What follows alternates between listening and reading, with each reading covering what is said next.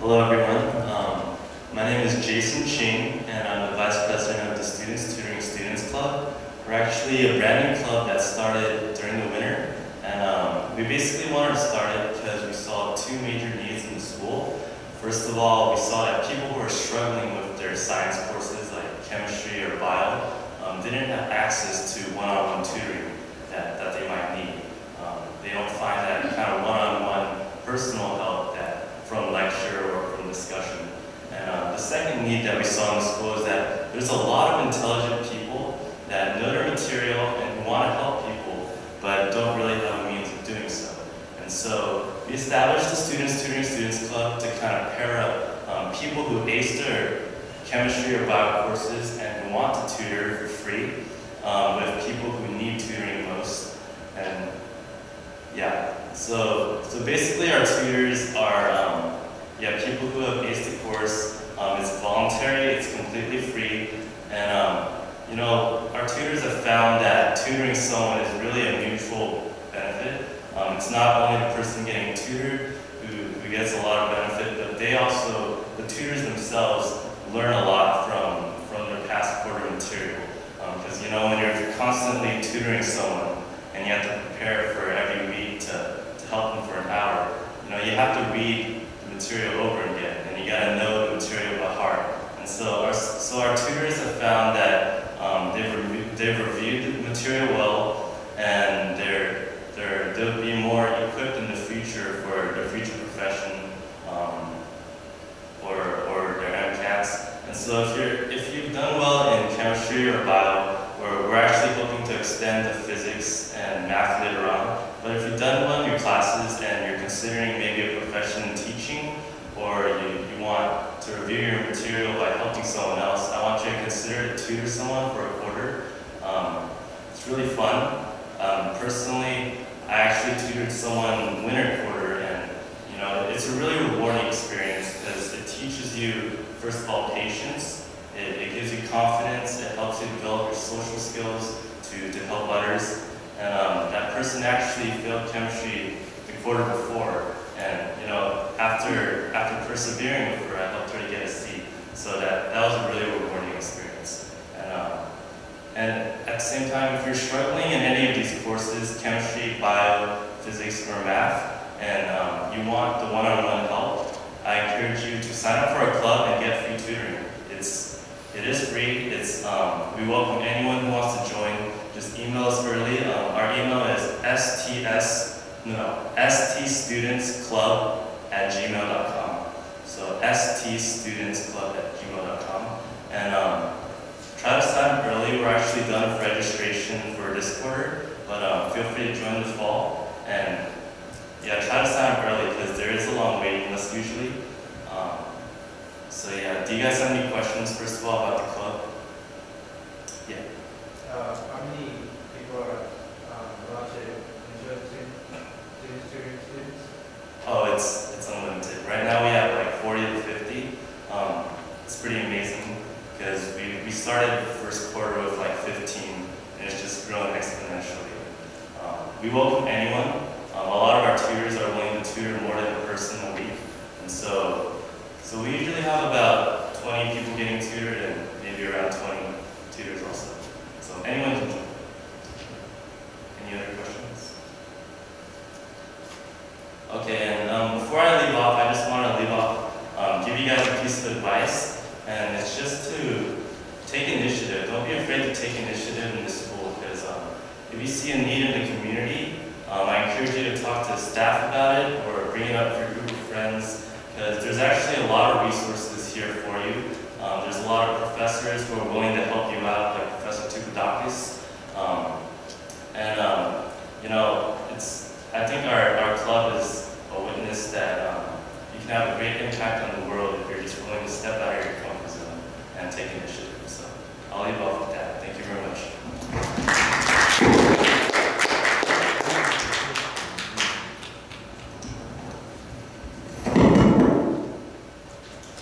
We have about half an hour, and it would be nice to hear questions. Any questions you have, try to have kind of a conversation. The dialogue is always the best method of improving society, and anything we would like to improve. And then Sherry will play some music for us at the end. And we're going to have some time here if you have questions, talking to each other. But as the last student said, it's important to really come out from yourselves, to really approach teachers that you can see they are willing to help you, they are willing to spend some time with you.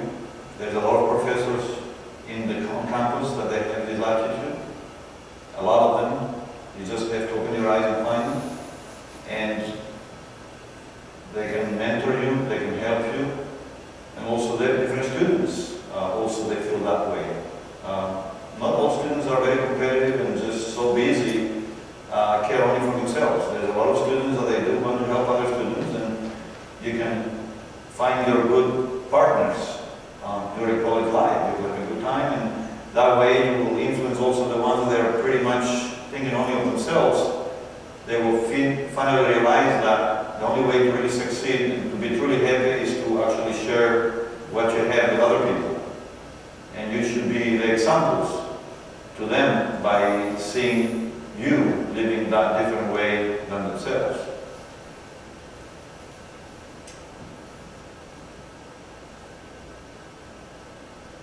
So any questions you have for the issues that we raised, feel free to ask now.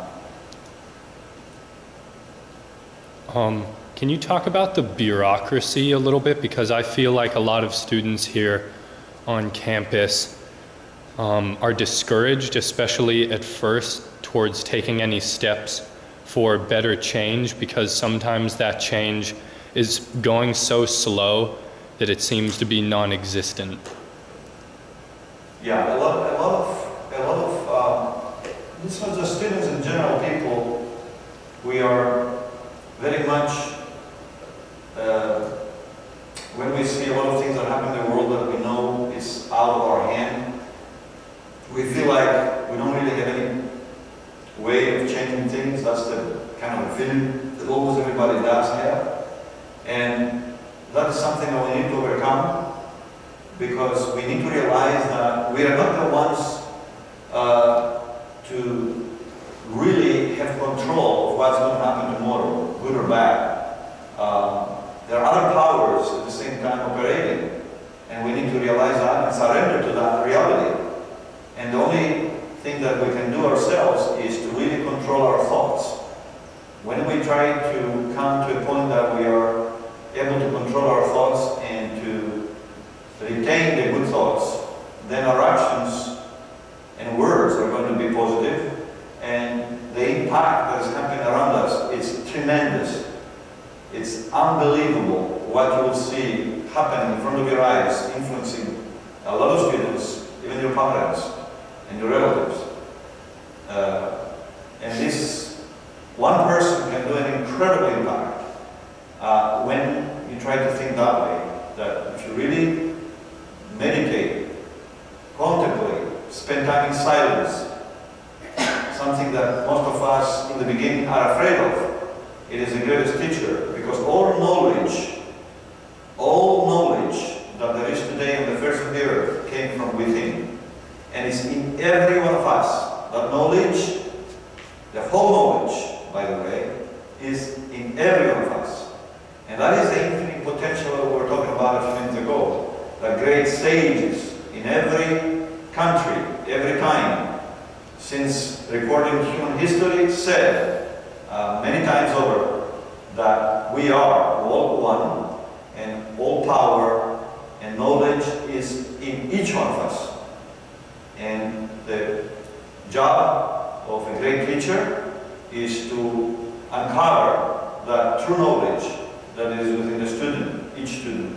And only to uncover it and make the student aware that it belongs to him, to her, but to encourage him, her, to apply it and to go and have the right action applying it. So you should be courageous to respond to the call, to know that no one can measure you. In our world, our society, living culture, wherever we are, in every country, there is different types people have made to measure one another. But in reality, that which is in us is so big that we can't even imagine with our intellect. And no one in this universe really is able to measure us. And when we know that, we will not have fear and concern of what people think, and we're interested only about looking for approval. We're going to start looking for approval from within. A free person who is truly successful in this life is seeking approval from within. He does not seek approval from outside, whatever that approval from outside comes from. And when we come to that point to seek the approval from within, then what we're going to see happen in our lives, we can't even imagine. The greatest people in this planet, that they really truly impacted the humanity in a good way, they were people that they were not asking for approval from outside. They were asking for approval from within themselves.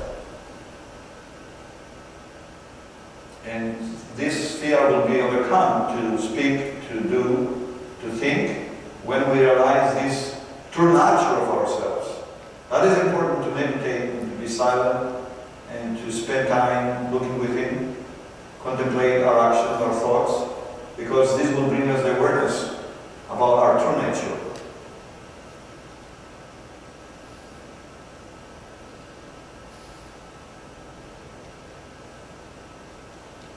What is the next question?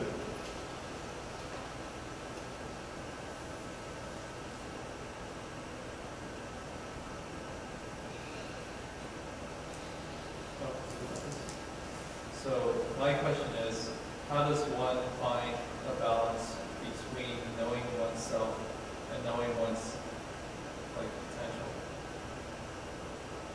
How one finds balance by knowing self and Potential on top of their life with responsibilities and obligations and other things that could potentially cause self-doubt.